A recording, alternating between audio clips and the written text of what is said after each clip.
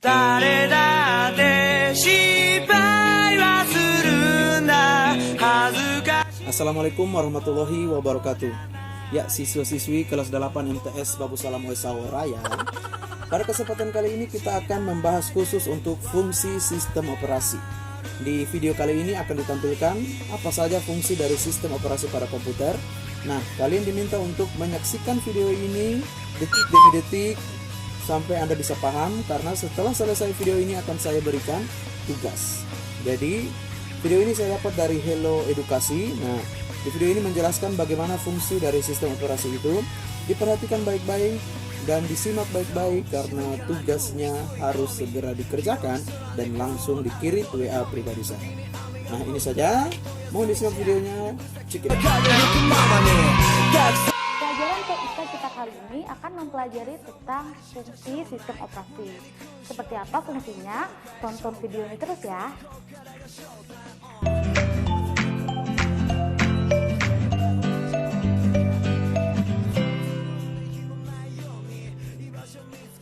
Pada video sebelumnya, kita telah membahas tentang macam-macam sistem operasi yang ada pada komputer dan juga smartphone.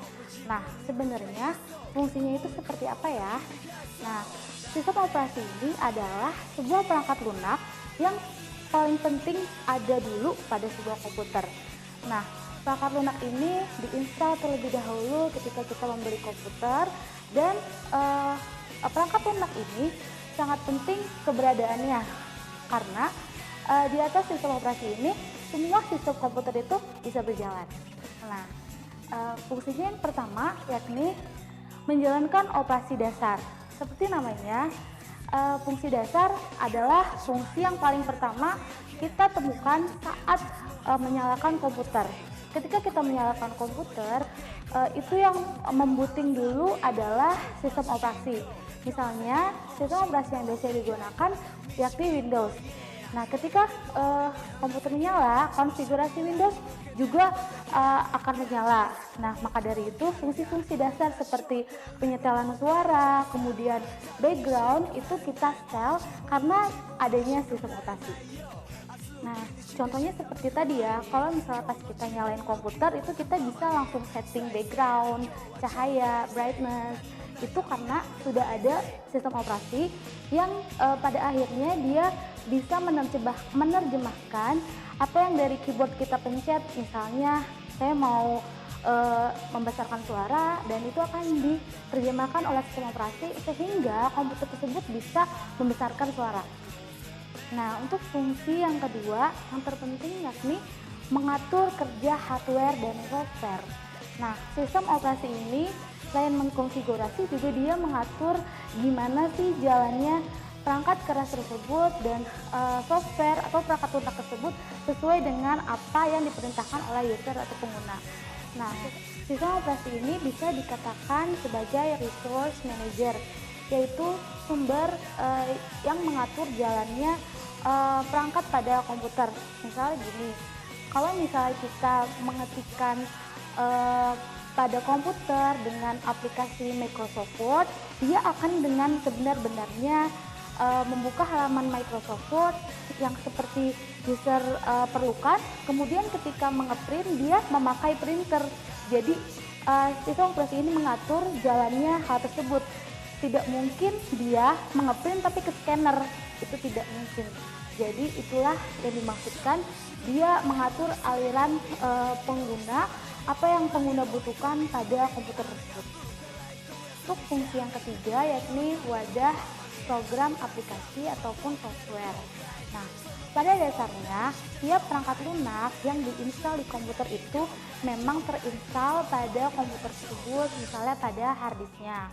Tapi pada dasarnya agar mereka bisa berjalan sesuai dengan yang dibutuhkan, sistem operasi ini berguna sebagai dasar antara interface antara pengguna dan juga oleh perangkat lunaknya. Analoginya seperti ini. Jadi kalau misalnya di rumah kita itu disebut dengan komputer, sistem operasi ini disebut sebagai lantainya.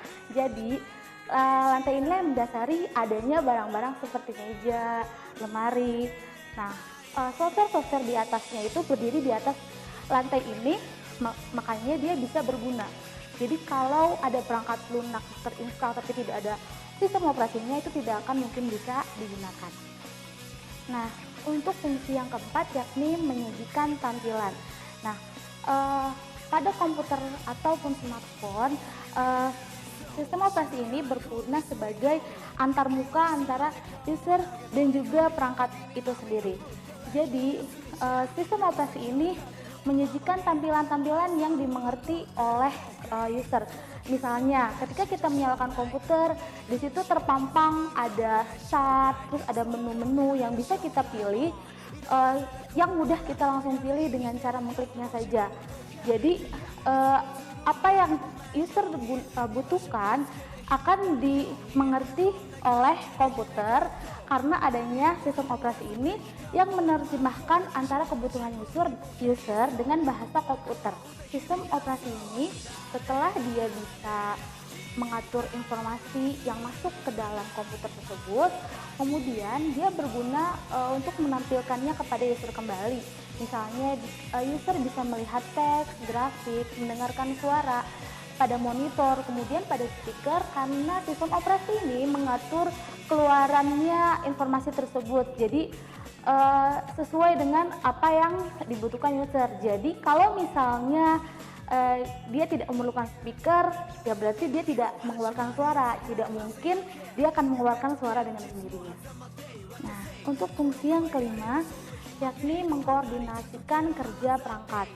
Nah, komputer itu sebenarnya tidak seperti kasat mata yang kita lihat, kita melakukan pengetikan, kemudian kita bisa melakukan printer, tapi pemrosesan di dalam komputer ini sebenarnya bersifat kompleks ya.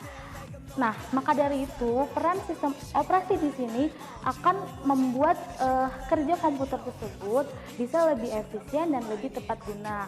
Misalnya, ketika kita melakukan pengerjaan pengetikan, kemudian file tersebut disimpan, komputer ini akan membantu hard disk untuk bisa menyimpan dengan baik, dengan stackable sesuai dengan file-filenya. Nah, untuk fungsi yang keenam yakni mengoptimalkan fungsi perangkat. Maksudnya di sini adalah mengoptimalkan fungsi perangkat, yakni perangkat-perangkat yang ada pada komputer itu akan berguna sesuai fungsinya dan juga saat diperlukan.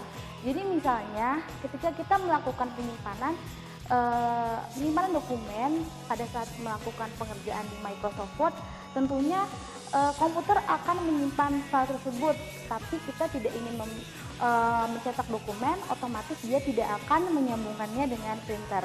Jadi dia mengatur jalannya hal seperti itu sehingga perangkat-perangkat dan perangkat keras dan perangkat lunak itu bekerja sesuai dengan apa yang dibutuhkan user. Nah, untuk fungsi yang ketujuh yakni mengawasi atau melindungi jalannya program. Maksudnya di sini adalah sistem operasi juga bisa membentuk sebuah akses file, dokumen, ataupun perangkat yang dipakai oleh seseorang. Jadi di Windows atau di sistem operasi manapun ada beberapa tingkatan user. Misalnya ada administrator, ada user, ada guest.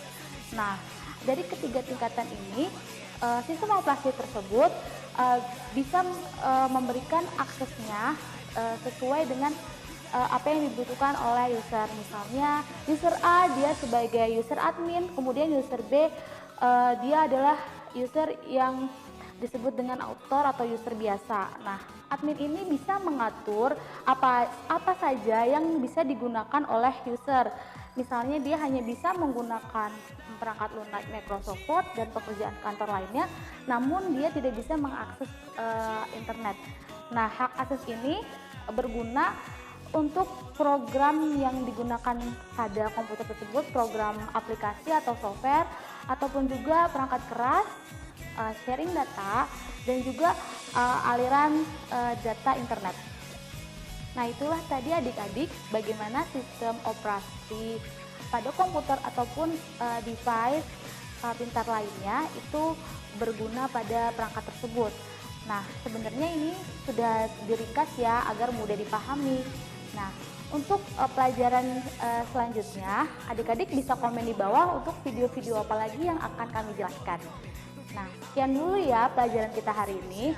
Jangan lupa untuk like channel Halio Edukasi, kemudian subscribe, lalu bisa di-share juga video-video ini jika bermanfaat untuk adik-adik. Nah, semangat belajar terus ya!